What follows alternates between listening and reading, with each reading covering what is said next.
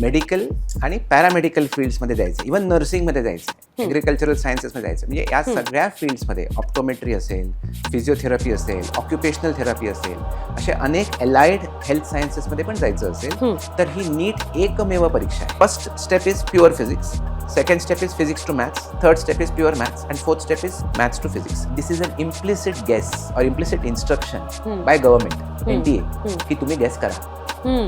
4 correct आले तरी तुम्ही बघा 4 into 4 16 आणि 16 into -1 -16 0 मिळणार. तुम्ही नेगेटिव्ह मध्ये येत नाही. बरोबर. म्हणजे तुम्ही 20 पैकी 16 म्हणजे 80% तुमचं गेसवर्क चुकलं तरी तुम्ही नेगेटिव्ह झोन मध्ये येत नाही. एलिजिबिलिटी ही आहे की 12वी मध्ये बोर्डामध्ये तुम्हाला ओव्हरऑल पास करायचं 35% आणि फिजिक्स केमिस्ट्री बायोलॉजीमध्ये 50% पेक्षा जास्त मार्क पाहिजे. रिझल्ट कॅटेगरीसाठी फक्त 40%. NCERT text books line by line, word by word आणि even something in between the lines and between the words मुलांनी ते आत्मसात करायला. भरपूर सारे टेक्निक्स आहेत अभ्यास करण्याचे. एआयचा वापर याच्यामध्ये करता येऊ शकतो का? नमस्कार, मी तेजश्री कॅम्पस देखो एआय मध्ये तुमचं मनापासून स्वागत करते. प्रत्येकाला असं वाटतं की आपल्या घरातलं कोणीतरी ओळखीचं का असे ना डॉक्टर असावं, म्हणजे काही झालं तर घरी हक्काचा ट्रस्टेड डॉक्टर असेल. आणि असे अनेक जण स्वप्न बघतात आपल्या घरी भाची, मुलगा किंवा इतर कुणीही कधी कुणी MBBSला लागेल का. तुमच्याही मुलांचं असं स्वप्न आहे की त्याने किंवा तिने डॉक्टर व्हावं. तर मग you have came across a wonderful place. Campus देखो एआयचा हा इंटरव्ह्यू आहे दुर्गेश मंगेशकर सरांसोबत. IIT प्रशिक्षण केंद्राच्या माध्यमातून नीट आणि JEEच्या विद्यार्थ्यांना ते अनेक वर्षांपासून मार्गदर्शन करत आहेत आणि नीटसाठी एक विशेष प्रशिक्षण वर्ग सुद्धा घेत आहेत. आज जाणून घेणार आहोत MBBS होणाऱ्या सगळ्या ॲस्पिरंट्ससाठी, त्याचबरोबर इतर डॉक्टरी पेशांमध्ये जाणाऱ्या, शाखांमध्ये जाणाऱ्या अनेक विद्यार्थ्यांसाठीच्या उपयुक्त गोष्टी. दुर्गेश सर, नमस्कार, स्वागत आहे. खरं तर नीटची एक्झाम देणं म्हणजे बाप रे, सगळ्यांना म्हणजे विद्यार्थ्यांपेक्षा पालकांना जास्त टेन्शन आलेलं आहे. तर काय सांगाल, ही परीक्षा कशासाठी घेतली जाते, काय काय याचे क्रायटेरियाचं? आता ज्या विद्यार्थ्यांना म्हणजे मेडिकल आणि पॅरामेडिकल फील्ड्समध्ये जायचं, इव्हन नर्सिंगमध्ये जायचं, ॲग्रिकल्चरल सायन्सेसमध्ये जायचं, म्हणजे या सगळ्या फील्ड्समध्ये ऑप्टोमेट्री असेल, फिजिओथेरपी असेल, ऑक्युपेशनल थेरपी असेल, असे अनेक अलाइड हेल्थ सायन्सेसमध्ये पण जायचं असेल तर ही नीट एकमेव परीक्षा आहे. जसं इंजिनिअरिंगमध्ये 40पेक्षा जास्ती प्रवेश परीक्षा आहेत, पण जर तुम्हाला कुठल्याही अंडरग्रॅड लेवलला मेडिकल किंवा पॅरामेडिकल कोर्स करायचा असेल तर ही एकच परीक्षा आहे, national entrance eligibility taste NEET.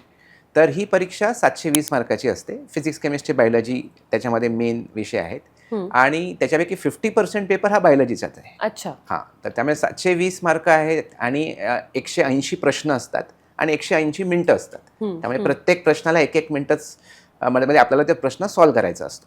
So it's a time based test आणि अफाट सिलेबस आहे, 100पेक्षा जास्ती चॅप्टर्स आहेत. त्यामुळे मिनिमम 2 वर्ष मुलांना ते अभ्यास करायला लागतं. आणि सगळेच कोर्सेस, नुसतं MBBS नाही, म्हणजे BAMS आयुर्वेदिक कोर्स, BHMS होमिओपॅथिक कोर्स, म्हणजे आयुष मिनिस्ट्रीच्या अंडर जे काय येतात सगळे आयुष कोर्सेस त्याच्यामध्ये कवर्ड आहेत नीटच्या थ्रू.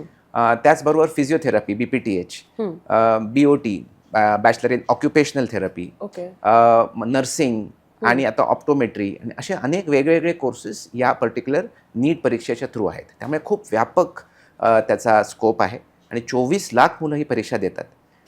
पण ह्या सगळ्या कोर्सेसमध्ये मिळून पण खूप सीट्स आहेत, लाखो सीट्स आहेत. MBBS मध्ये नुसतं बघितलं तर 1.25 लाख सीट्स आहेत. पण त्यापैकी एक 60,000 सीट्स गव्हर्नमेंट मेडिकल कॉलेजेससाठी. आणि ही सगळी जी क्रेज असते ना मुलांची ती आणि हे जे सगळं टेन्शन, प्रेशर जे आपण बघतो, हे MBBS एस्पिरंटसाठी त्या 60,000 सीट्ससाठी, म्हणजे 1 out of every 40 बनण्यासाठी ते बेसिकली आहे. पण खरं म्हणजे 1 out of 40 नाही आहे. इट इज जस्ट अबाउट, त्याच्यापैकी सिरियस लोक खूप कमी असतात. त्यामुळे 1 out of 5, 1 out of 6च खरी कॉम्पिटिशन.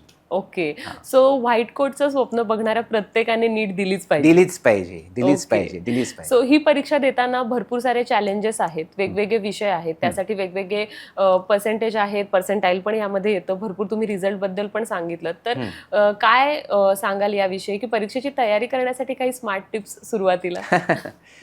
म्हणजे कुठल्याही परीक्षेला अभ्यास करण्यासाठी एक विशिष्ट अप्रोच असतो. त्या अप्रोचने जर आपण गेलो तर सक्सेस मिळायला सोपं होऊन जातं. तर पहिलं म्हणजे या नीटमध्ये 3 विषय आहेत, बायोलॉजी, फिजिक्स आणि केमिस्ट्री.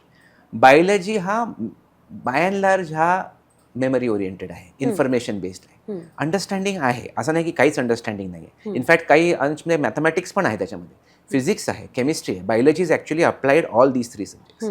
पण जो नीटचा सिलेबस आहे तो NCERT टेक्स्टबुक्सना एकदम अनुसरून आहे. त्यामुळे NCERT textbooks line by line, word by word आणि even something in between the lines and between the words मुलांनी ते आत्मसात करायला पाहिजे. त्यामुळे बायोलॉजीसाठी NCERT टेक्स्टबुक्स ही गीता आहे. That is the Gita, Bible, whatever you want to say. तर त्यामुळे ते मुलांनी जर पूर्णपणे लाईन बाय लाईन व्यवस्थित पाठ केलं म्हणजे समजलं नाही पण आत्मसात केलं तर मग नीटमध्ये 360 पैकी बायोलॉजीमध्ये ऑलमोस्ट सगळे मार्क मिळायला शक्य आहे. आणि तसे मुलं मार्क मिळवतातही. 360 पैकी 360 मार्क मिळवणारी मुलं आहेत बायोलॉजीमध्ये. पण त्यात सिक्रेट इज NCERT टेक्स्ट. केमिस्ट्रीमध्ये परत 3 भाग आहेत, ऑर्गॅनिक, फिजिकल आणि इनऑर्गॅनिक केमिस्ट्री. तर त्याच्यामध्ये जो कन्सेप्च्युअल पार्ट आहे, मॅथमॅटिकल पार्ट आहे, तो फिजिकल केमिस्ट्री, तो फिजिक्ससारखा आहे. ऑर्गॅनिक आणि इनऑर्गॅनिक केमिस्ट्री परत बायोलॉजीसारखं मेमरी बेस्ड आहे. बरोबर. त्यामुळे जर तुम्ही बघितलं तर बायोलॉजी ऑलमोस्ट संपूर्ण मेमरी बेस्ड आहे.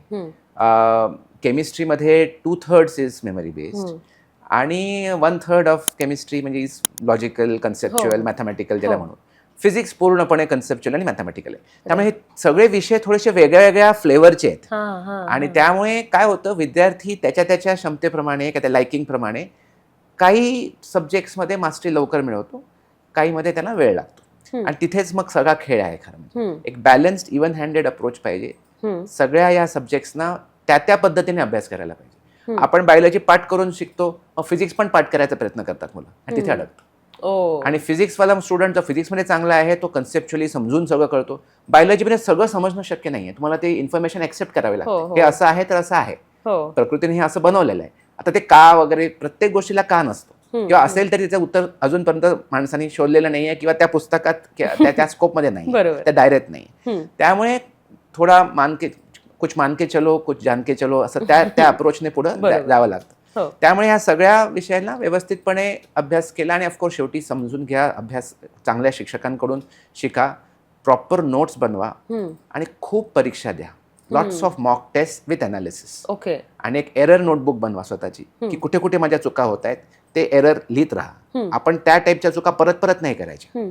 So you should always make new mistakes but not the same mistake. असं साधारणपणे त्यामध्ये एक एरर बुक बनवली किंवा मिस्टेक्स बुक बनवली तर आपल्याला परीक्षेच्या आधी ते सगळं आपण एक बघितलं तर आपल्याला लक्षात येतं की आपण कुठे कुठे चुकलो आणि मग त्या चुका परीक्षेत परत होत नाहीत. आणि भरपूर mind maps, infographics, audio notes हे वापरावे लागतात बायोलॉजीसाठी आणि ऑल्सो ऑर्गॅनिक, इनऑर्गॅनिक केमिस्ट्रीसाठी. त्यामुळे मेमरी बेस्ड सब्जेक्टला एका पर्टिक्युलर पद्धतीने अभ्यास करणं, conceptual mathematical part of the सिलेबसला वेगळ्या पद्धतीने अभ्यास करणं, प्रॉब्लेम सॉल्व्हिंग करून अशा पद्धतीने फिजिक्स, केमिस्ट्री, बायोलॉजीवरती प्रभुत्व मिळवता येतं. आणि मग 720 पैकी 600+, 650+, 700+ मिळवता येतं. वा सर, तुम्ही म्हणालात की भरपूर सारे टेक्निक्स आहेत अभ्यास करण्याचे. AIचा वापर याच्यामध्ये करता येऊ शकतो का? Tell me the easy way. Easy way म्हणजे असं आहे की आता हे सगळे टेक्स्टबुक्स म्हणा, NCERTचे म्हणा किंवा कुठलेही नोट्स PDF फॉर्मॅटमध्ये अवेलेबल आहेत. तुम्ही चांगले टूल्स वापरू शकता. ChatGPT आहे, जेमिनाय आहे, नोटबुक LM आहे. This is a very good tool. गुगलचंच आहे. तुम्ही त्याच्यातून भरपूर व्हिडिओज बनवू शकतात. ॲटोमॅटिकली तर ते AI टूलच बनवून देतो तुम्हाला व्हिडिओ, समराईज करून देतो. त्याच्यामधले जे इम्पॉर्टंट आस्पेक्ट्स आहेत त्याचे इन्फोग्राफिक्स देतं, माइंड मॅप्स क्रिएट करतं, तुम्हाला ऑडिओ फाईल बनवून देतं. तुम्ही स्वतःच्या व्हॉइसने पण रेकॉर्ड करू शकतात कुठली तरी इन्फॉर्मेशन आणि ती ऐकू शकतात. कारण स्वतःचा आवाजाचा इफेक्ट आपल्या कॉन्शियसनेसवरती खूप प्रोफाऊंड असतो. त्यामुळे आपण जर आपल्याच आवाजाने कुठली इन्फॉर्मेशन, फॉर्म्युले जर आपण आपल्या स्मार्टफोनवरती रेकॉर्ड केले आणि ते ऐकले तर ते लवकर लक्षात राहतात. सम आर ऑडिटरी लर्नर्स, ऐकून जास्ती लक्षात येतं. कोणाला सम आर व्हिज्युअल लर्नर्स, त्यांना बघून कळतं. सम आर कायनेस्थेटिक लर्नर्स, ते काहीतरी करून हातपाय हलवून त्यांना ते लक्षात राहतं. त्यामुळे पहिली गोष्ट म्हणजे विद्यार्थ्यांनी हे ओळखायला पाहिजे की मी ऑडिटरी लर्नर आहे का, व्हिज्युअल लर्नर आहे का, कायनेस्थेटिक आहे का, तिन्ही माझा चांगला आहे. तर त्या पद्धतीने तुम्ही वेगवेगळे मेमरी एड्स, स्टडी एड्स वापरायला पाहिजेत. त्यामुळे AI, आता सपोज तुम्हाला कुठलं तरी गाणं आवडतं, बॉलिवूडचं गाणं असेल, कुठलं गझल असेल, कुठलं काही असेल, त्याला त्याच ट्यूनमध्ये त्याच ह्याची फक्त लिरिक्स ते फॉर्म्युले घालतील किंवा ती इन्फॉर्मेशन घालणार. त्यामुळे तुम्ही तेच ट्यून एन्जॉय कराल पण ती पूर्ण इन्फॉर्मेशन त्याच्यामध्ये तो रॅपअप करेल. प्लस मेमॉनिक्स वापरतात. ओके. नेमॉनिक्स म्हणजे आता खूप काहीतरी इन्फॉर्मेशन लक्षात ठेवायची आपल्याला, लांब लचक काहीतरी सिरीज आहे, ती पाठ करण्याशिवाय किंवा लिहून काढण्याशिवाय दुसरा काही पर्याय नाही असं वाटतं. पण त्याचे पहिले लेटर किंवा लास्ट लेटर्सचा एक मेमॉनिक होऊ शकतो किंवा एक छान काहीतरी एक सेंटेन्स क्रिएट होऊ शकतो. आता तो सेंटेन्स प्रत्येक वेळेला शिक्षकाला विचार करून नाही देतायत किंवा विद्यार्थ्याला नाही सुचत. चॅट जीपीटीला तुम्ही सांगू शकता, जेमिनाला सांगू शकता की make a nice mnemonic for me to remember this information. तो तुम्हाला छान 2-3 ऑप्शन्स देईल. आणि मग तुम्ही सपोज आता तुम्ही थोडे वेस्टर्न इंटरेस्टचे आहात, मग तुम्हाला कुठली तरी एक पॉप म्युझिक, रॉक म्युझिक किंवा कुठेतरी हॉलिवूड मूवीचा कुठले डायलॉग त्याच्याशी हे करून देईल.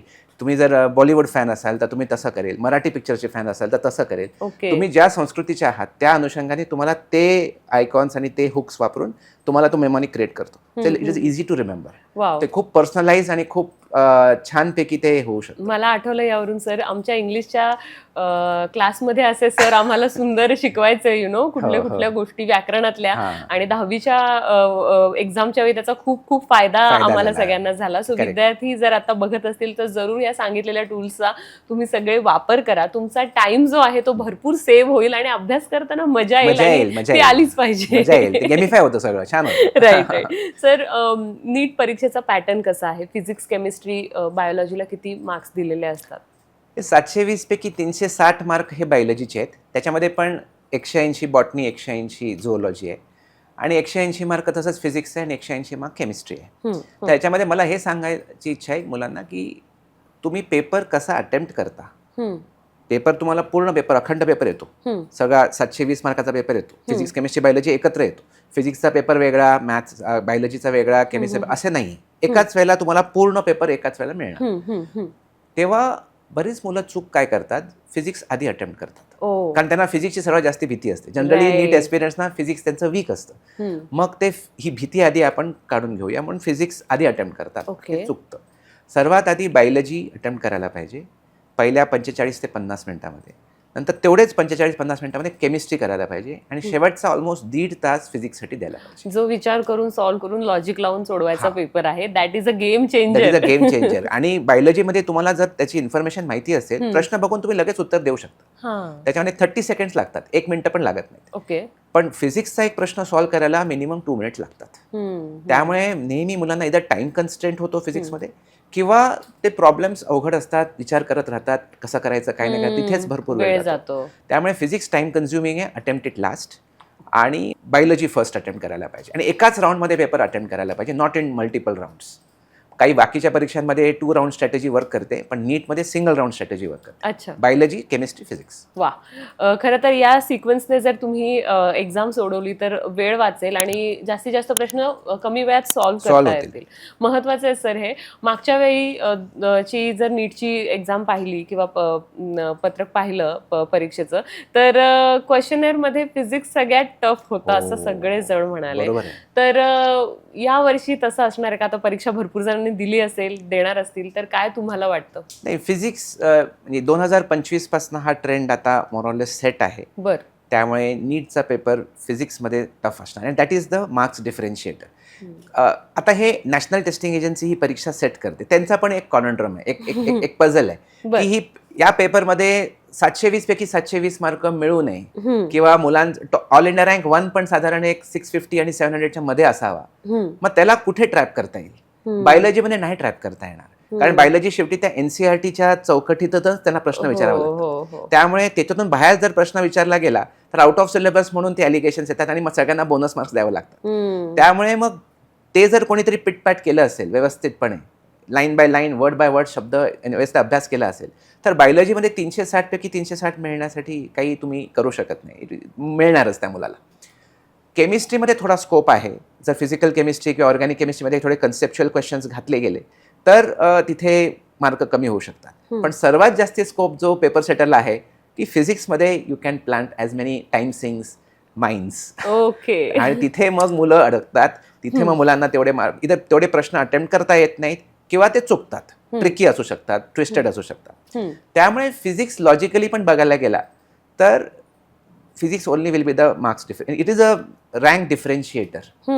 It can win or lose this entire game. तुम्हाला मॅक्झिमम मार्क बायोलॉजीमुळे मिळतात, पण रँकचा जो डिफरन्स आहे तो शेवटी कारण बायोलॉजी सगळ्यांना सरासरीने मार्क मिळतात. I am talking about the top range of students. सगळ्यांनाच ते 360 पैकी 330, 340, 350 मिळून जातात, एकदम जे टॉप मुलं असतात. डिफरन्स बेसिकली हा फिजिक्समध्येच असतो. त्यामुळे physics will be the toughest subject.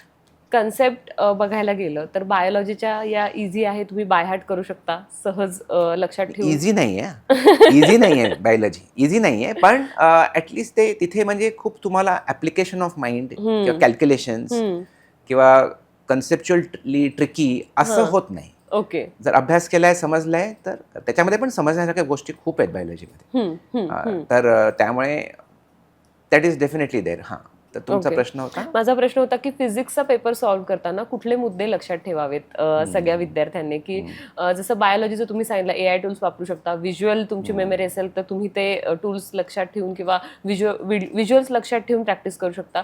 तर फिजिक्ससाठीचे असे 5-6 मुद्दे सांगा की जेणेकरून विद्यार्थ्यांना पेपर सोडवताना एक स्टेप बाय स्टेप गाईड मिळेल.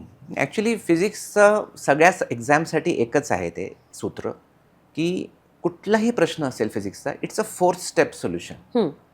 4च स्टेप्स असतात. कुठलाही फिजिक्सचा प्रॉब्लेम असेल, तो आपल्या CET लेवलचा असेल, नीट लेवलचा असेल, JEE लेवलचा असेल, ऑलिम्पियाड लेवलचा असेल.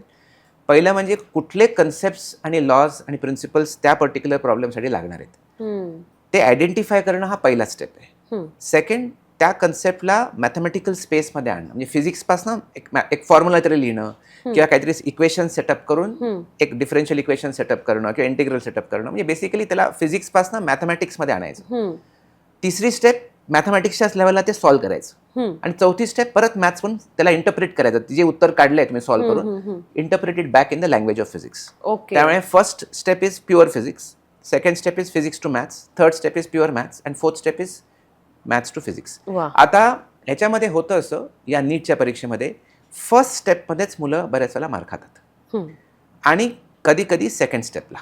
आता जो 2025चा पेपर जो टफ आला होता ना, तो या फर्स्ट 2 स्टेप्समध्येच पेपर अवघड होता. तिसरी स्टेप कॅल्क्युलेशन्स प्लेन होती. कॅल्क्युलेशनमध्ये पेपर लेंदी असेल, काही काही प्रश्न, पण अवघड नव्हतं काही, की हा सॉल्व्ह कसा करायचा कळत नाही असं होत नाही. सोल्युशन सगळ्यांनाच कळणार. आणि चौथी स्टेप तर एकदमच प्लेन होती, की आन्सर काढल्यानंतर त्याचं interpretation in physics was very easy. त्यामुळे challenge is only in the first 2 steps, की कुठले कन्सेप्ट इथे वापरले जातात. इथे law of conservation of energy वापरलं जातं आहे का, law of conservation of momentum वापरलं जातं आहे का, काय फोर्स डायनामिक्स वापरलं जातं आहे, काय वापरलं जातं आहे, कसा हा प्रॉब्लेमचा अटॅक सुरू करायचा, इथेच मॅक्झिमम मुलं अडकतात. तर फिजिक्समध्ये मॅक्झिमम प्रॉब्लेम सॉल्व्हिंग करून होतं, थिअरी वाचून होत नाही, फॉर्म्युला पाठ करून होत नाही. भरपूर क्वेश्चन सॉल्व्ह करा, वेगळ्या वेगळ्या व्हेरायटीचे क्वेश्चन सॉल्व्ह करा, मग होणार. एकाच टाईपचे क्वेश्चन सॉल्व्ह केले तर होणार नाही. हां, आता नीटच्या फिजिक्स पेपरमध्ये भले तो अवघड असेल, या लेटेस्ट ट्रेंडप्रमाणे, पण 2 टाईपचे क्वेश्चन्स आहेत फिजिक्समध्ये पण. एक असा आहे जो स्टँडर्ड फॉर्म्युला वापरून सॉल्व्ह होतो. असे प्रश्न पण भरपूर आहेत. 45 क्वेश्चन्स पैकी ऑलमोस्ट 30 क्वेश्चन तसेच आहेत, की स्टँडर्ड फॉर्म्युला माहिती आहे, तो हे करा, पटकन कॅल्क्युलेट करा, उत्तर काढा. आणि 15 प्रश्न कन्सेप्ट बेस्ड आहेत किंवा कन्सेप्च्युअल ऍप्लिकेशन आहे. तिथे वेळ पण जातो आणि तिथे थोडं हायर ट्रेनिंग लागतं, हायर अॅक्युमेंट लागतं. तर हे 15 प्रश्न शेवटी सॉल्व्ह करणे किंवा सोडून देणे, आणि हे जे 30 प्रश्न जे फॉर्म्युला बेस्ड रेडीमेड करू शकतो आपण, त्याला आयडेंटिफाय करून अधिक सॉल्व्ह करणं, हे सिलेक्शन ऑफ क्वेश्चन्स वरती अवलंबून आहे. त्यामुळे सिरियली न जाता की क्वेश्चन नंबर 46, 47, 48 असं न करता थोडं फिजिक्सचा पेपर चाळा, बघा, त्याच्यामध्ये कुठला फॉर्म्युला बेस्ड क्वेश्चन आहे ना, तो पटकन सॉल्व्ह करा आणि मग राहिलेले प्रश्न करा. जेणेकरून काय होईल की टाइम वाईज पण ते एफिशियंट होणार आणि फॉर्म्युला सबस्टिट्यूशन क्वेश्चन पटकन सॉल्व्ह होतो, कॉन्फिडेंटली सॉल्व्ह होतो. जे क्वेश्चन थोडे ट्रिकी आहेत, कन्सेप्च्युअली हेवी आहेत, तिथे बऱ्याच वेळेला वेळ जास्ती जाऊ शकतो, चुका होऊ शकतात, गडबड होते, ते शेवटी सॉल्व्ह करा. या पद्धतीने तुम्ही मॅक्झिमम मार्क्स मिळवू शकतात फिजिक्स. ओके. सो नीटच्या परीक्षेचा जेव्हा आपण विचार करतो तर एक प्रॉपर स्ट्रॅटेजी महत्वाची आहे. जसं तुम्ही सांगितलं की बायोलॉजीचं सगळं NCERTचं टेक्स्टबुक हे तुमचं बायबलच आहे किंवा गीताच आहे, तर तिकडे लक्षच द्या तुम्ही. पण यासोबतच कशा पद्धतीनं विद्यार्थ्यांनी लक्षात ठेवलं पाहिजे की ठीक आहे, जे काही सब्जेक्ट्स आहेत त्याचा मी अभ्यास करणार, पण ह्या चुका मात्र मी अजिबात करणार नाही. तर त्या कुठल्या चुका आहेत किंवा which are the things which you should avoid? अभ्यास करताना का परीक्षेच्या वेळेला?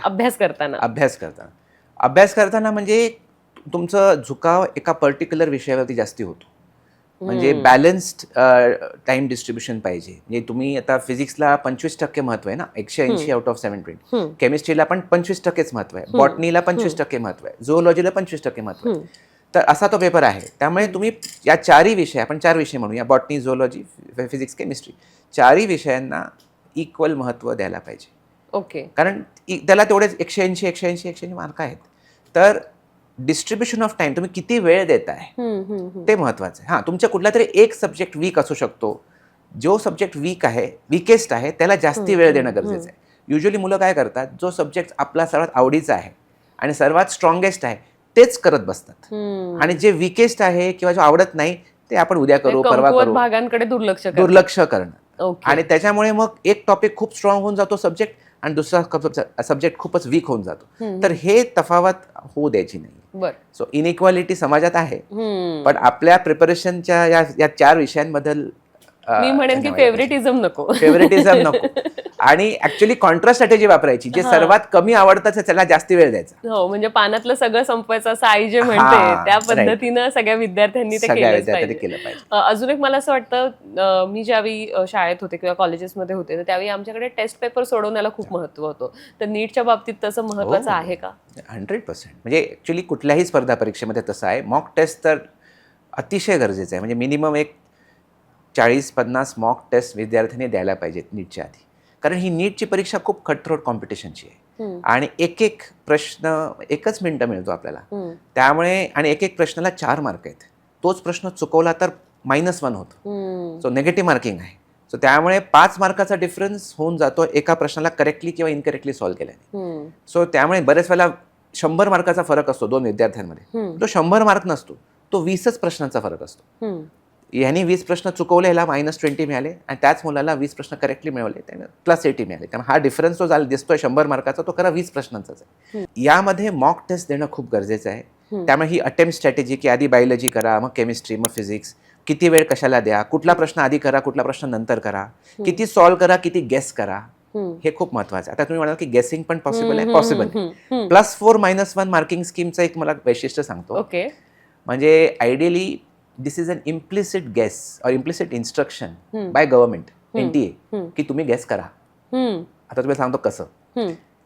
नॉर्मली एका बहुपर्यायी प्रश्नांमध्ये 4 ऑप्शन्स आहेत. आता नीटमध्ये एका प्रश्नाच्या मागे 4 ऑप्शन्स आहेत. 4 पैकी जर टोटली इग्नोरंट पर्सनने परीक्षा दिली, त्याला काहीच कळत नाही, त्याला वाचता पण येत नाही, त्याला फक्त ABCD मध्ये मार्क करता येतं, त्याला तेवढंच अक्कल आहे, तर त्याची प्रोबॅबिलिटी ऑफ सक्सेस 25% आहे. म्हणजे फॉर एव्हरी 4 क्वेश्चन्स त्याची 1 करेक्ट असणार, 3 चुकणार. 1 करेक्ट असेल तर त्याला +3 मिळणार, आणि जे 3 चुकलेले आहेत त्याला -1 असे -3 मिळून त्याला टोटली 4 प्रश्नांसाठी 0 मार्क्स मिळणार. म्हणजे लॉ ऑफ प्रोबॅबिलिटीने जर गेलं तर टोटली इग्नोरंट पर्सनने परीक्षा दिली तर +3 -1 जर असेल तर त्याला 0 मार्क मिळायला पाहिजे. पण नीटमध्ये +4 -1 आहे. म्हणजे टोटली इग्नोरंट पर्सनला पण 4 पैकी त्यांनी 1 करेक्ट केलं, 3 चुकले, तर त्याला +1 मिळतो. +4 -1 सो त्यामुळे ऍक्च्युअली ही जी सिस्टम आहे ही गेसवर्कला रिवॉर्ड करते, इव्हन ब्लाइंड गेसिंगला. तर आमचं असं जनरल रेकमेंडेशन असतं की तुम्ही 1 ऑप्शन जर एलिमिनेट करू शकलात कॉन्फिडेंटली, तुम्हाला प्रश्न सॉल्व्ह करता येत नाहीये, नो प्रॉब्लेम, की तुम्हाला वेळ नाहीये, नो प्रॉब्लेम, पण एवढं तरी कळते की या 4 ऑप्शन पैकी ऑप्शन C तर होऊच शकत नाही उत्तर. मग AB आणि D पैकी तुम्ही गेस करा, असं आम्ही सजेस्ट करतो. अशा गेसिंग स्ट्रॅटेजीज वर्क करतात. तुम्हाला पण रिस्की आहे ना, -1 आहे, पण +4 बघत नाही आपण. असे तुम्ही जर सपोज 20 प्रश्न जरी गेस केले पूर्ण पेपरमध्ये, 20 पैकी तुम्ही अज्युम करा 16 चुकले, 4 करेक्ट आले, तरी तुम्ही बघा 4 4 × 4 16, आणि 16 × -1 -16, 0 मिळणार. तुम्ही नेगेटिव्ह मध्ये येत नाही. बरोबर. म्हणजे तुम्ही 20 पैकी 16 म्हणजे 80% तुमचं गेसवर्क चुकलं तरी तुम्ही नेगेटिव्ह झोन मध्ये येत नाही. हे फार कमी लोकांना कळतं. खूप इंटरेस्टिंग इन्फॉर्मेशन आहे सर. त्यामुळे वी से की you be adventurous in guesswork in NEET. नीटमध्ये एकदम घाबरून बरेच मुलं चूक काय करतात, खूप कमी क्वेश्चन अटेम्प्ट करतात. 180 पैकी फक्त 100च क्वेश्चन अटेम्प्ट करतात, 120च करतात, 130च करतात. हाय स्कोरर्स नेहमी ॲडव्हेंचरस असतात. ते 150, 160, 165, 170, 180 पैकी 180 प्रश्न अटेम्प्ट करणारी कितीतरी विद्यार्थी. त्यामुळे more you attempt more marks you get. वा. नीटमध्ये जनरली हा रूल आहे. आणि अग्रेसिव्ह गेसवर्क करायला, रॅन्डम गेसवर्क आम्ही रेकमेंड नाही करत, पण एक ऑप्शन तुम्ही एलिमिनेट करू शकत असाल कॉन्फिडेंटली तर जरूर अटेम्प्ट करा, वा. सोडू नका. मला असं वाटतं की अशा टेक्निकने जर पुढे गेलात तर भरपूर साऱ्या विद्यार्थ्यांना मदत होईल. आणि तुम्हालाही जर हे टेक्निक वापरून मार्क्स मिळाले तर कमेंट जरूर करा आमच्या या व्हिडिओवरती. सर, पुढचा प्रश्न याच अनुषंगाने विचारायचा आहे मला की जेव्हा विद्यार्थी परीक्षा अटेम्प्ट करतोय, नीटची एक्झाम देतोय, तर एक्झाम देईपर्यंत तर मनावर खूप टेन्शन असतं, अभ्यास करायचं प्रेशर असतं, सगळ्या गोष्टी आहेत. पण एलिजिबिलिटी काय आहे आणि ॲडमिशन रियालिटी याची काय आहे? हां, व्हेरी गुड क्वेश्चन. कारण कसं आहे की 24 लाख मुलं देत आहेत परीक्षा. महाराष्ट्रातूनच ऑलमोस्ट 2.5 लाखपेक्षा जास्ती मुलं देत आहेत. त्यामुळे महाराष्ट्रात पण अवेअरनेस परीक्षा देण्याचा खूप आहे. पण जर ओव्हरऑल मार्कांचं हे बघितलं तर मग दिसतं की तेवढी अवेअरनेस प्रिपरेशन कशी करायची तशी नाही. काही सर्टन वर्गाला आहे पण बाकी लोकांना नाही. तर आता तुम्ही बघितलं की MBBSला 1.25 लाखच सीट्स आहेत. त्या 1.25 लाख सीट्सपैकी 60,000 सीट्स गव्हर्नमेंट मेडिकल कॉलेजेस, बाकीचे प्रायव्हेट कॉलेजेस आणि डीम्ड युनिव्हर्सिटीज आहेत. आता महाराष्ट्र सरकारने एक चांगली गोष्ट केली की दर 1 डिस्ट्रिक्ट 1 गव्हर्नमेंट मेडिकल कॉलेज असा त्यांचा संकल्प आहे. त्यामुळे 10 नवीन गव्हर्नमेंट मेडिकल कॉलेजेस आता महाराष्ट्राने सुरू केले. त्यामुळे अमरावती, वाशिम, बऱ्याच ठिकाणी, बुलढाणा वगैरे अशा बऱ्याच ठिकाणी नवीन मेडिकल कॉलेजेस सुरू केले. त्यामुळे 5,000 जी संख्या होती महाराष्ट्राची गव्हर्नमेंट मेडिकल कॉलेजेसची सीट्स MBBSची, ती 6,000 झाली. त्यामुळे जर गव्हर्नमेंट मेडिकल कॉलेजेस सीट्स वाढले तर ऑफकोर्स तेवढं मुलांचे चान्सेस वाढतात. तर आता ह्याच्यामध्ये कसं आहे की जर तुमचा स्कोर 600च्या वरती असेल, 600+ आउट ऑफ 720, मी हे 2025ला बेंचमार्क धरतोय, कारण 2025 हा एक महत्त्वाचा वर्ष होतं. कारण गेल्या वर्षी फिजिक्स टफ आलं आणि एक नवीन ट्रेंड सुरू झाला. त्यामुळे या ट्रेंडच्या अनुषंगाने पुढचे काही वर्ष जाणार आहेत. या वर्षी 2026-27 असं आपण अपेक्षा करू. तर जर तुमचा 600+ असेल तर तुम्हाला शुअर शॉट मुंबई, पुण्यासारख्या top government medical colleges, GS medical, BJ medical वगैरे मिळण्याची शक्यता वाढते. जर कुठलं ना कुठलं गव्हर्नमेंट मेडिकल कॉलेज MBBS तुम्हाला पाहिजे तर तुम्हाला 500च्या वरती तरी स्कोर पाहिजे. कट ऑफ साधारण 500 पर्यंत आलेले आहेत गेल्या वर्षी, 510, 515 पर्यंत आलेले आहेत. त्यामुळे सध्याच्या नवीन गव्हर्नमेंट नीटच्या सिस्टममध्ये 500च्या वरती स्कोर असेल तर तुम्ही MBBSची सीट अपेक्षा करू शकतात गव्हर्नमेंट मेडिकल कॉलेज. जे तुम्ही 2 वर्ष आधी बघितलं तर ती 600+, 625+ असेल तरच मिळत होते. तर आता ते फिजिक्स टफ आल्यामुळे ओव्हरऑल मार्क्स कमी होत आहेत, त्यामुळे कट ऑफ त्याप्रमाणे ऍडजस्ट होत आहेत. एलिजिबिलिटी ही आहे की 12वीमध्ये बोर्डामध्ये तुम्हाला ओव्हरऑल पास करायचं आहे 35%, आणि फिजिक्स, केमिस्ट्री, बायोलॉजीमध्ये 50% पेक्षा जास्ती मार्क पाहिजेत. हे जनरल कॅटेगरीसाठी.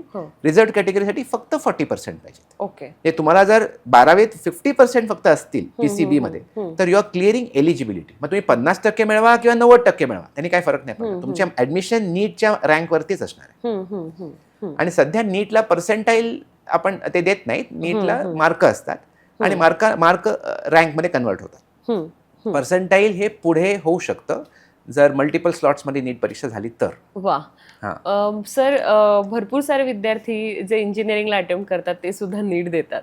सो अभ्यास तसा सगळा किंवा सर्वांगीण करायला लागतो. सो अशा विद्यार्थ्यांना तुम्ही काय सांगाल जे दोन्ही डगरींवर हात ठेवणे की झालं तर झालं, मी IITian, नाहीतर मी MBBSला ट्राय करेल, किंवा पालकांनी असं वाटतं की कुठलं ना कुठलं पण टॉपचं करिअर त्याचं झालं पाहिजे किंवा टॉपच्या इन्स्टिट्यूटमध्ये माझा मुलगा किंवा मुलगी शिकलाच पाहिजे. सो काय सांगाल अशा अत्यंत ॲम्बिशियस पेरेंट्स आणि विद्यार्थी आम्ही बघितलेले आहेत. मी मोकळ्या मनाने तरी एनकरेज करत नाही की तुम्ही नीट आणि JEE ॲडव्हान्स दोघांचा अभ्यास करा, PCMBचा अभ्यास करा, असं मी जनरली सजेस्ट करत नाही 2 वर्षासाठी. पण असे दरवर्षी आम्हाला बरेच मुलं आणि पेरेंट्स येतात की आम्ही कन्फ्युज्ड आहोत की मॅथ्स बेस्ड करिअरवरती फोकस करू का बायोलॉजी बेस्ड करिअरवरती फोकस करू, आणि या मुलाचं दोन्ही चांगलं वाटतंय की त्याला दोघांमध्ये इंटरेस्ट आहे, कळत नाही की नेमकं करायचं काय. तर अशा वेळेला मी एक सजेशन आम्ही मुलांना देतो आणि ते खूप सक्सेसफुल झालेले, हे पण उपयोगी होईल तुमच्या ऑडियन्ससाठी. 1 वर्ष 11वीचं वर्ष तुम्ही 4ही विषय करा. फिजिक्स, केमिस्ट्री, मॅथ्स JEEच्या लेवलवरती करा, JEE मेन्स असो, JEE ॲडव्हान्स लेवलवरती करा, आणि बायोलॉजीचा आपण अभ्यास नीट लेवलचा करा. 11वीत हे करणं शक्य आहे. 1 वर्ष हे PCMB केल्यानंतर विद्यार्थ्याला स्वतःहूनच कळू लागतं की माझी गती जास्ती बायोलॉजी बेस्ड सब्जेक्टमध्ये आहे का मॅथ्स बेस्ड याच्यामध्ये आहे, आणि मग तो 12वीच्या आधी या बायोलॉजी किंवा मॅथ्स पैकी काहीतरी एक ड्रॉप करतो आणि मग 3च विषय राहतात 12वीला. ही खूप चांगली सिस्टम आहे, कारण कुठलं सायकोमेट्रिक टेस्ट किंवा अजून कुठल्या गोष्टीवरती अवलंबून राहून आपण काहीतरी मोठा डिसिजन घेण्यापेक्षा let the student experience both the subjects.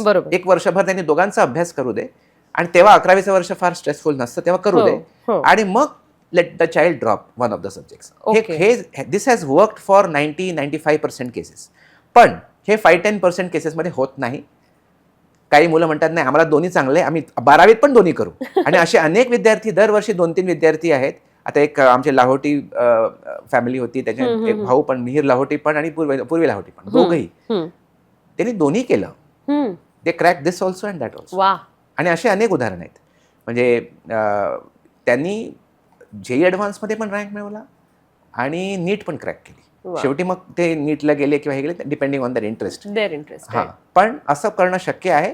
पण 11वीत आधी स्वतःला हे आजमावा, whether you can manage it. तेवढा स्ट्रेस तुम्ही घेऊ शकता का, तेवढा अभ्यास करू शकता का, कारण हे खूप टोटली डिफरंट आस्पेक्ट आहे. त्यामुळे आपण मोकळे मनाने कुठलाही काउन्सिलर शिक्षक हे सांगणार नाही मुलाला किंवा तुम्ही दोन्ही करा. पण ज्याला क्षमता आहे तो करून दाखवतो. दरवर्षी 3-4 मुलं असं मला जेई आणि नीट दोन्ही क्रॅक करून दाखवतात दरवर्षी. ओके. आपण सर नीटचा अभ्यास आणि एआय क्रांतीबद्दल बोललो की किती साऱ्या गोष्टी एआयच्या माध्यमातून सोप्या झालेल्या आहेत. पण मला एक उपप्रश्न तुम्हाला विचारायचा आहे. जसं तुम्ही आता म्हणालात की ज्याचा त्याचा इंटरेस्ट ज्यात आहे ते करिअर त्याने चूज करावं. 11वी तुम्ही PCMB घेऊनही ते एक्सप्लोर करू शकता. दोन्ही एक्झाम क्रॅक करून टॉपला जर तुम्ही गेलात लकीली तर त्यानंतरही चूज करायचा ऑप्शन तुम्हाला आहे.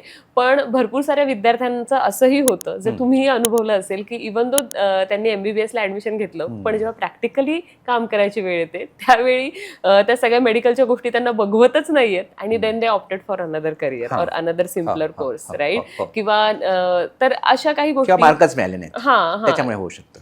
किती गेलेच नाही, प्रॅक्टिकली जेव्हा कन्फ्युज होतात की मला नाही जमत आहे, तर पालकांनी किंवा विद्यार्थ्यांनी आधी हे ओळखणं गरजेचं आहे का before investing 11th-12th on the NEET, की आपल्याला ते प्रॅक्टिकली जमेल का? थोडंसं त्याबद्दल सांगा, कारण तुम्ही अशा केसेस विद्यार्थ्यांच्या पाहिल्या असतील.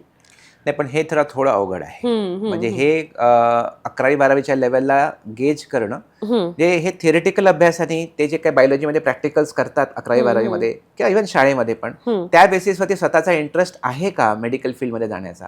कारण शेवटी being able to see blood, being able to dissect certain organisms, हे करण्याचं एक माइंडसेट असतं, एक्सेप्टन्स असतं.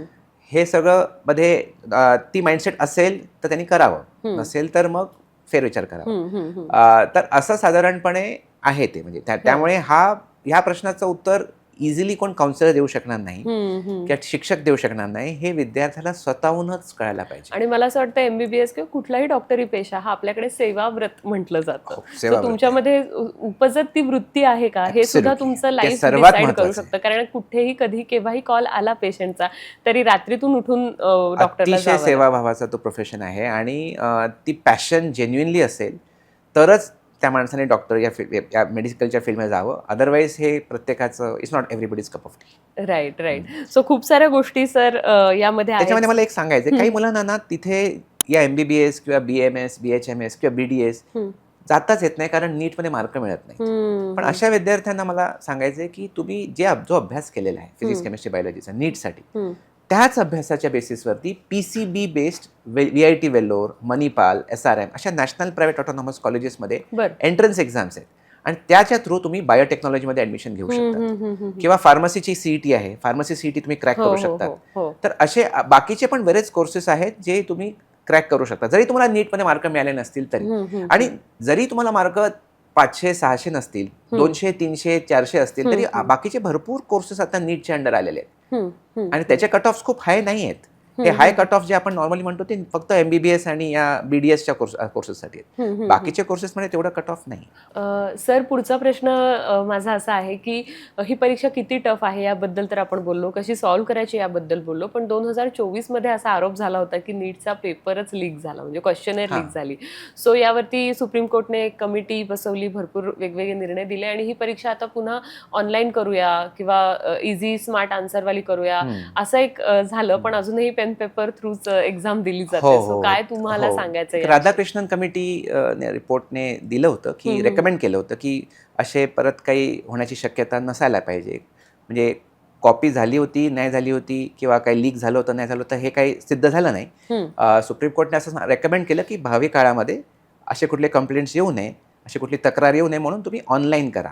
जशी जेई मेन्सची परीक्षा ऑनलाईन आहे, जेई ॲडव्हान्सची ऑनलाईन आहे, सगळे इंजिनिअरिंग एंट्रन्स एक्झाम्स ऑनलाईन आहे, तशी नीटचा पण पेपर तुम्ही ऑनलाईन करा. असं रेकमेंडेशन त्या राधाकृष्णन कमिटी रिपोर्टमध्ये होतं आणि सरकारने पण अशी हमी दिली होती सुप्रीम कोर्टला की आम्ही हे करू म्हणून भावी काळामध्ये. तर अजूनपर्यंत झालेलं नाही आहे, पण विद्यार्थ्यांनी आणि पालकांनी हे समजायला पाहिजे की हे नियर फ्युचरमध्ये नीटची परीक्षा ऑनलाईन होऊ शकते आणि ऑनलाईन झाली तर एकाच दिवशी सगळ्या 24 लाख मुलांना ती पेपर नसून ते मल्टिपल स्लॉट्समध्ये मुलांना डिवाइड करतील. 2-2 लाख मिळून साधारण 12 स्लॉट्समध्ये हा पेपर डिवाइड करतील आणि प्रत्येकाला वेगळा क्वेश्चन पेपर येईल. त्यामुळे काही पेपर अवघड, काही पेपर सोपा असं होऊ शकतं. मग ते नॉर्मलाइज करायला ते पर्सेंटाईल वापरतील, जसं JEE मेन्स मध्ये वापरतील. आणि त्याच्यामध्ये अजून एक बाब अशी आहे की ऑनलाईन टेस्टिंगचा एक वेगळा प्रकार असतो, अडॅप्टिव्ह टेस्टिंग. राईट. भरपूर पाश्चिमात्य देशांमध्ये तो वापरला पण जातो. तर अडॅप्टिव्ह टेस्टिंग बद्दल थोडंसं काय सांगाल? अडॅप्टिव्ह टेस्टिंग मध्ये असं असतं की जसं प्रत्येक विद्यार्थ्याला पेपर वेगळा येणार. म्हणजे माझा पेपर आणि तुझा पेपर सेम नाही.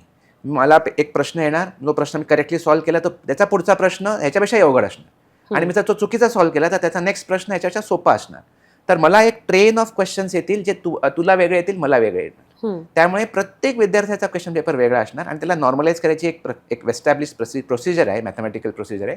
त्याच्याने ते मार्क काढतात आणि त्या नॉर्मलाइज स्कोरने रँक वर्ग दिला जातो. तर हे GMAT, GRE, SAT अशा परीक्षा बऱ्याचपैकी अडॅप्टिव्ह टेस्टिंगच्या प्रिन्सिपलवरती घेतले जातात. तर तेच नीट आणि JEE मध्ये पुढे येऊ शकतं. त्यामुळे ह्याची पण तयारी विद्यार्थ्यांनी आणि पालकांनी करावी आणि इव्हन कोचिंग इन्स्टिट्यूशन्स आणि टीचर्सने पण अशा प्रकारचे टेस्टिंग मेकॅनिझम स्वतःच्या कोचिंग डेव्हलप करावेत. कारण गव्हर्नमेंट सडनली कधीतरी अनाऊन्स करेल की आता परीक्षा आता पेन अँड पेपर नाही आहे, ऑनलाईन आहे आणि ऑनलाईन अशा पद्धतीने अडॅप्टिव्ह आहे. मग अशा वेळेला मग काय करायचं? आता JEE ॲडव्हान्सच्या बाबतीत ऑलरेडी IITच्या प्रोफेसरने रेकमेंड केलंय की 2027 पासून कदाचित JEE advance adaptive testing based होईल. मग generally NEET tends to follow what JEE does. तसं ते पुढे होऊ शकतं. मला असं वाटतं अडॅप्टिव्ह टेस्टिंगसाठी आपल्याला जुनी पद्धत वापरून जरी अभ्यास करायचा असला तरी पेपर सोडवायची नवी पद्धत अडॉप्ट केलीच पाहिजे. एकदम बरोबर बोलला, एकदम बरोबर. नक्कीच. विद्यार्थी किंवा पालक सगळेजण जे बघत असतात तर अशा गव्हर्नमेंटच्या अनेक बदलत्या रूल्स बद्दल जाणून घेण्यासाठी कॅम्पस देखो यायला सबस्क्राईब करायला विसरू नका. सर, पुढचा प्रश्न आहे की जे विद्यार्थी आहेत, नीटची परीक्षा देतात, ॲस्पिरंट्स आहेत, पालक आहेत, त्यांनी तयारीची सुरुवात आता केलेली आहे, पण कुठल्या कुठल्या गोष्टी त्यांनी लक्षात ठेवाव्यात नीटची तयारी करताना? एक तर असं आहे की एक 8 तास अभ्यास रोज पाहिजे आणि त्याचबरोबर 1 तास काहीतरी फिजिकल फिटनेस ऍक्टिव्हिटी मुलांनी करायला पाहिजे आणि meditation we strongly recommend every day स्टुडंटसाठी. आणि सात्विक आहार घेतला, आपली कंप्लीट स्लीप रात्रीच्या वेळेला घेतली तर बरं आहे. नाही नाईट आउट्स करणं, उशिरा जागणं, मग सगळं ते त्यांचं पूर्ण सायकल नेचरच्या सायकलपेक्षा विरुद्ध होऊन जातं आणि मग टेन्शन येतं, स्ट्रेस येतो, चिडचिडपणा येतं, सिली मिस्टेक्स होतात. मॅक्झिमम सिली मिस्टेक्स परीक्षेत होतात कारण मन तेव्हा वर्तमान काळात नसतं. कारण तुमचं दिनक्रमच चुकलेला आहे आणि दिनक्रम तुम्ही सुधारला तर सिली मिस्टेक्स कमी होतात.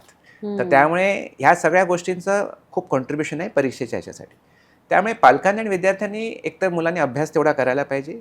4ही विषय जे आहेत किंवा 3ही विषय जे आहेत, फिजिक्स, केमिस्ट्री, बायोलॉजी, त्याला इक्वल महत्त्व द्यायला पाहिजे आणि खूप मॉक टेस्ट करायला पाहिजेत आणि सगळ्या विषयांचा अभ्यास त्या अनुषंगाने करायला पाहिजे, त्या परीक्षेच्या त्या कलाने करायला पाहिजे. मेमरी बेस्ड सब्जेक्टला वेगळ्या पद्धतीने अभ्यास करायचा आहे, कन्सेप्ट बेस्डला वेगळ्या पद्धतीने अभ्यास करायचा आहे, असं करायला पाहिजे. सगळ्याला एकाच पद्धतीने अभ्यास करून चालणार नाही. AI टूल्स वापरा टू इम्प्रूव्ह युअर परफॉर्मन्स आणि ॲनालिसिस करा. परीक्षा नुसतं देऊन इमोशनल रिॲक्शन देऊ नका.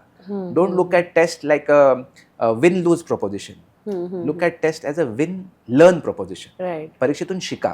मॉक टेस्टून तुम्ही देत राहून स्वतःच्या चुका शिका. इनफॅक्ट आम्ही तर मुलांना सांगतो की मॅक्झिमम चुका करा आमच्या नॉर्मल मॉक टेस्टमध्ये, कारण जेणेकरून त्यांना अजून कळेल की आपण कुठे कुठे चुकतो आणि मग त्यात सुधार होईल. So that they can give that best performance on the day of the examination. Instead of fearing exam तुम्ही स्ट्रॅटेजिकली एक्झामला फेस करा. स्ट्रॅटेजिकली फेस करा. टेम्परमेंट खूप महत्वाची आहे, स्टॅमिना महत्वाचा आहे, स्ट्रॅटेजी महत्वाची आहे. जेवढं नॉलेज महत्वाचं आहे तेवढं हे सगळं पण महत्वाचं, एक्झाम बिहेवियर महत्वाचं आहे. त्यामुळे नीट ही स्ट्रॅटेजी गेम आहे, it's not just a knowledge game. त्यामुळे प्रिपरेशन हा डेफिनेटली पार्ट आहे, तो नॉलेजसाठी महत्त्वाचा आहे. पण mock test, analysis, temperament building, meditation हे सगळं एक्झाम बिहेवियरला रेग्युलेट करतं आणि या दोघांच्या संगमने तुम्ही नीटची परीक्षा डेफिनेटली क्रॅक करू शकता. आणि संधी खूप आहे, खूप सीट्स वाढत आहेत. त्यामुळे लास्ट 10-12 वर्षामध्ये तर एक्सपोनेन्शियली सीट्स वाढल्या आहेत, खूप वाढल्या आहेत सीट्स मेडिकलच्या. त्यामुळे संधी खूप आहे आणि त्यामुळे focus on getting good marks. नक्कीच. सरांनी जसं सांगितलं संधी खूप आहेत, तर त्या अनुषंगाने पुढचा प्रश्न आहे. तुमच्याही मनात असेल की मला MBBSला एवढ्या सगळ्या कॉम्पिटिशनमधनं ॲडमिशन मिळेल का? मग मी PCB चूज करूच का? मला आवड तर आहे, पण करिअरसाठी इंजिनिअरिंग करू का? अशी द्विधा मनस्थिती तुमची असेल तर आता पुढचा जो प्रश्न मी सरांना विचारते तो जरूर त्याचं उत्तर जरूर मन लावून ऐका.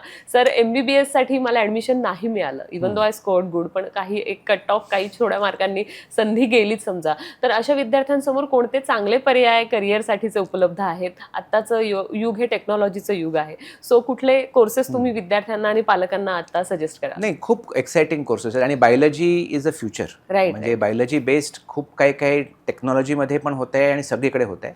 त्यामुळे ऑफकोर्स मेडिकल फील्डमध्ये MBBS आहे ऑप्शन, नाहीतर मग आयुर्वेद आहे, होमिओपॅथी आहे, BDS आहे, BPTH आहे, बॅचलर इन फिजिओथेरपी, मग BOT आहे, bachelor in occupational therapy, optometry आहे. काही जणांना नर्सिंग आणि अलाइड हेल्थ सायन्सेसमध्ये पण इंटरेस्ट असतो, तिथे जाऊ शकतात. आणि सर्वात महत्त्वाचं म्हणजे हा जो अभ्यास केला आहे फिजिक्स केमिस्ट्री बायोलॉजीचा, तुम्ही प्युअर सायन्सेस बायोलॉजिकल सायन्सेस जाऊ शकता. तुम्ही आयसरमध्ये ॲडमिशन घेऊ शकता किंवा अशा अनेक प्युअर सायन्स कॉलेजेसमध्ये ॲडमिशन घेऊ शकता. बिट्स पिलानीमध्ये पण बायोलॉजिकल सायन्सेस आहे. काही PCB based entrance exams VIT Vellore, Manipal, SRM सारख्या कॉलेजेसमध्ये तिथे तुम्ही जाऊ शकता.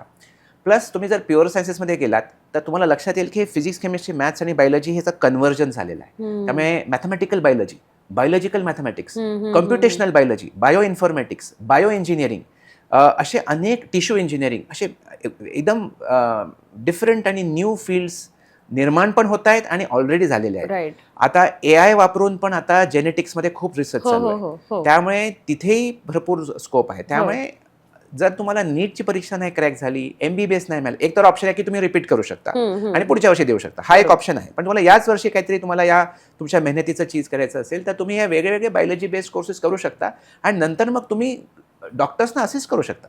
बायोमेडिकल इंजिनिअरिंग आहे, बायो इंजिनिअरिंग फील्ड आहे, बायो केमिस्ट्री आहे, असे अनेक फील्ड्स आहेत जे बायोलॉजीशी लिंक्ड आहेत आणि तुम्ही जो अभ्यास केलेला आहे तो त्याचं फाउंडेशन आहे. आणि असे चांगले कॉलेजेस भारतात अनेक आहेत. चांगल्या तज्ज्ञ काउन्सिलरकडून सल्ला घ्या किंवा तुम्ही कॅम्पस देखोकडून सल्ला घ्या आणि तुम्हाला भरपूर ऑपॉर्च्युनिटीज आहेत. मी तुम्हाला म्हणतो ना की this is the best time in the last 10,000 years to be a student. Actually कारण एवढे रिसोर्सेस आहेत शिकण्यासाठी आणि समजण्यासाठी आणि मार्क मिळाले तरी पण संधी आहेत, मार्क नाही मिळाले तरी पण संधी आहेत. म्हणजे असं कधी आधी आमच्या वेळेला तर नव्हतं. I agree with that. तुम्ही सुद्धा जर नीट ॲस्पिरंट स्टुडंट असाल किंवा त्यांचे पेरेंट्स असाल तर ही मुलाखत तुम्हाला नक्कीच दिशा देणारी ठरेल अशी मला आशा आहे. दुर्गेश सर, आज तुम्ही कॅम्पस देखो AIच्या या आमच्या ऑफिसमध्ये आलात, इतकी छान मुलाखत दिली ती याबद्दल मी तेजश्री तुमचा आभार मानते. Thank you so much. आणि जर तुम्ही आता नीटची परीक्षा देणार असाल तर गुड लक, आणि जर एक्झाम दिली असेल तर तुमचा अनुभव खाली जरूर कमेंट बॉक्समध्ये शेअर करा, आम्हाला नक्की आवडेल. Thank you so much. नमस्कार.